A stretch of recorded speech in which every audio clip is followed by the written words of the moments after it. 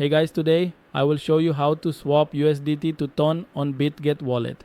So first what you need to do is make sure you've already installed the Bitget wallet mobile app on your device. Once you're inside, move from the home tab to the wallet section at the bottom right corner of the screen.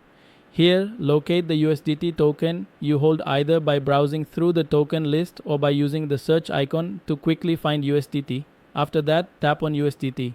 At the top, you'll see the different networks where USDT can be stored on the app, such as BNB Chain, Tron, and Polygon. Once you've chosen your USDT, tap on Swap. This will open up the swap screen showing which token you're converting from and which token you're converting into.